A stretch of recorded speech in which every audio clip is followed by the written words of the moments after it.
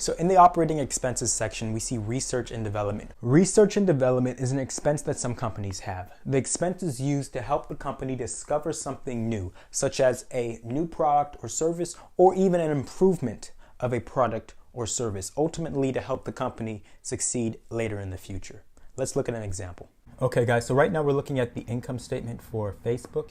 And when we look at this income statement for Facebook, let's take a moment to look at their research and development.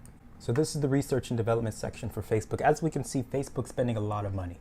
These numbers are in millions here. Facebook spent about $2.6 billion just in research and development. But it makes sense for a company like Facebook because they're trying to change the world. They're trying to grow at a very fast rate. Typically, companies that are growing at very quick or fast rates, or companies that are trying to change the world, typically they spend a lot on research and development.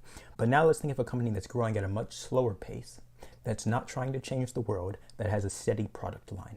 Let's say something like Pepsi. It's unlikely that Pepsi spends much on their research and development. Actually, you know what? Let's look at Pepsi's income statement right now.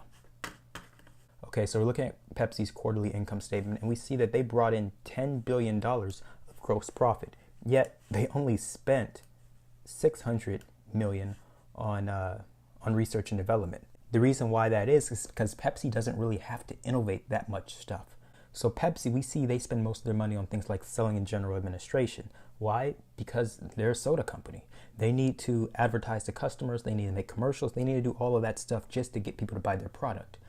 Facebook, on the other hand, if they want to keep people on their platforms, they need to stay above their competitors. They need to stay innovative. As a result, we see that Facebook's spending a lot of money on research and development, whereas Pepsi's spending a relatively small amount on research and development, just because they're two completely different companies. It doesn't mean that one's better than the other. It just means that they're in completely different markets and are completely different companies. So typically companies that are very, very innovative are going to spend more on research and development.